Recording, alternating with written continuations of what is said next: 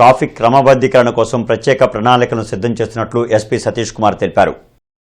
నేరాల నియంత్రణలో భాగంగా ఆటోలకు క్యూఆర్ కోడ్తో కూడిన స్టిక్కర్లను ఈస్ట్ ట్రాఫిక్ పిఎస్ వద్ద డ్రైవర్లకు అందించారు. త్వరలో స్పెషల్ డ్రైవ్ చేపట్టి ఆధారాలు సక్రమంగా లేని ఆటోలను సీజ్ చేయడం జరుగుతుందని చెప్పారు. పోలీసులు అందించిన క్యూఆర్ కోడ్ స్టిక్కర్లు ఉన్న ఆటోలను మాత్రమే ప్రయాణికులు ఎక్కాలని ఎస్పీ సూచించారు. శంకర్విలాస్ బ్రిడ్జి నిర్మాణ నేపథ్యంలో ట్రాఫిక్ సమస్య ఎక్కువగా ఉందని ప్రజలు సహకరించాలని కోరారు.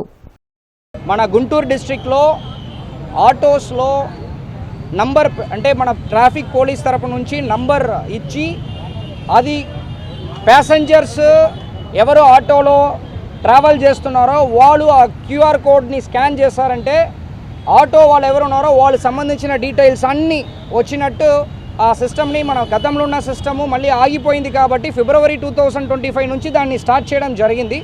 ఆ రోజు నుంచి ఇప్పుడు వరకు మన జూలై లాస్ట్ వరకు కూడా మన టోటలీ 10,000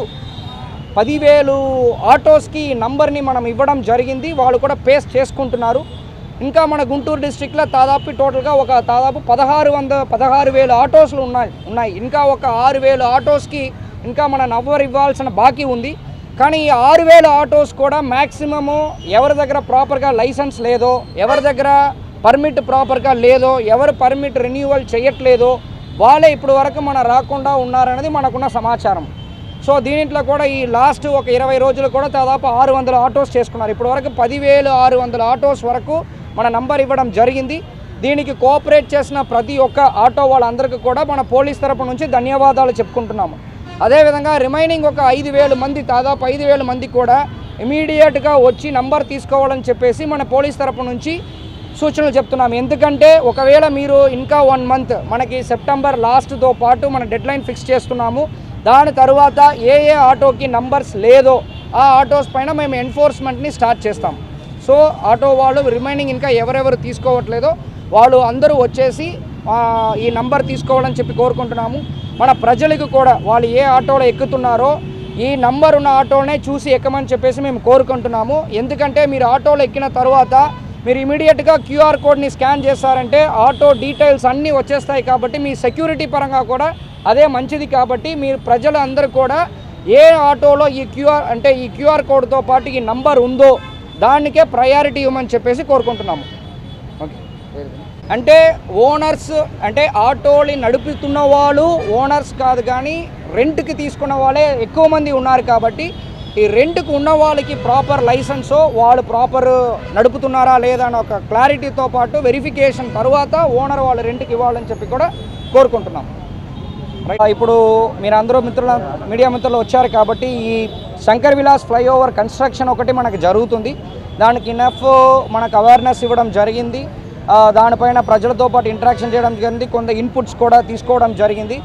అంటే మన తెలిసిన వరకు ఈ diversion starting 3 to 4 days especially వర్షం ఉన్న రోజుల్లో కొంచెం మనం ఇబ్బందికరంగా ఫీల్ అయ్యాము. సో ఇప్పుడు కూడా ఎక్కడ కూడా వెహికల్ కంప్లీట్గా ఆగిపోయిన పరిస్థితి మాత్రం ఎక్కడ లేదు. అంటే మనం అదర్ పోలీస్ స్టేషన్ నుంచి కూడా దాదాపు ఒక 30 మందిని నేను ట్రాఫిక్కి ఎక్స్ట్రా ఇచ్చాను. సో ట్రాఫిక్ రెగ్యులేషన్ కోసం. సో మెయిన్గా మనకి కొంచెం 300 దగ్గర అంటే మనకి ఇండియన్ స్ప్రింగ్ స్కూల్ అంటే అలాంటి కొన్ని చోట్ల మాత్రం కొన్ని ప్రెషర్ ఉన్నాయి. సో అక్కడ మనము అంటే దాంట్లో ఉన్న ఇన్ఫ్రాస్ట్రక్చరే అంతే యాక్చువల్లీ.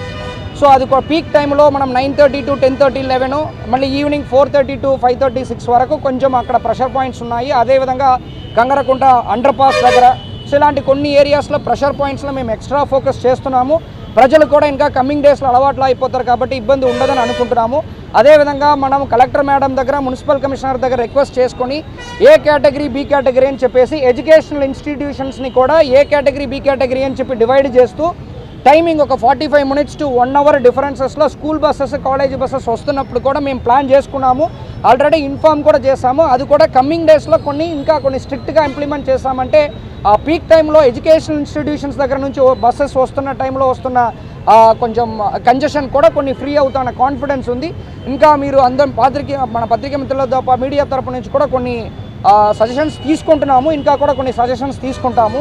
సో ప్రజలు కూడా ఏదైనా సజెషన్స్ ఇవ్వాలంటే మన 112 నంబర్కి కూడా కాల్ చేయొచ్చు. మన వాట్సాప్ గ్రూప్ నంబర్ ఉంది, పోలీస్ నంబర్, చాలామంది మెసేజ్ చేస్తున్నారు. ఆ నంబర్కి కూడా ఇంటిమేషన్ చేయొచ్చు. లేకపోతే నా నంబర్ ఉంది, చాలామంది పెడుతున్నారు, అలాంటి సజెషన్స్ ఏదైనా ఉందంటే ఆ సజెషన్స్ని మనకు కూడా వాట్సాప్ పెట్టారంటే దాన్ని కూడా ఒకసారి పరిశీలించి దాన్ని కూడా రెక్టిఫై చేయడానికి మేము రెడీగా ఉన్నాము. ఓకే, సో ఇప్పుడు కొన్ని ఇంపార్టెంట్ జంక్షన్స్లో మనం ఈ పబ్లిక్ అనౌన్స్మెంట్ సిస్టమ్ పెట్టించడం జరిగింది. సైనేజ్ బోర్డ్స్ కూడా కొన్ని అంటే అందరూ లోకల్ అని అనుకున్నాము, కొంతమంది సైనేజ్ బోర్డ్స్ ఉందంటే కూడా బాగుంటాయని చెప్పి వాళ్ళు సజెషన్స్ ఇచ్చారు. దాని మేరకు సైనేజ్ బోర్డ్స్ కూడా ప్లాన్ చేస్తున్నాం. సో ప్రజలకు కూడా మన అంటే ఇన్ఫ్రాస్ట్రక్చర్ ఉన్న వరకు వాళ్ళు కూడా పోలీస్కి, ట్రాఫిక్ పోలీస్కి అండ్ పోలీస్కి అందరికి కూడా సపోర్ట్ చేస్తూ ఈ శంకర్ విలాస్ ఫ్లైఓవర్ కన్స్ట్రక్షన్ అనేది మ్యాక్సిమం ఒక 1 year లోపలికి కంప్లీట్ అయిపోతాయి కాబట్టి కొన్ని ప్రజల తరపు నుంచి కూడా పోలీస్కి సపోర్ట్ ఇవ్వాలని చెప్పేసి కోరుకుంటున్నాం.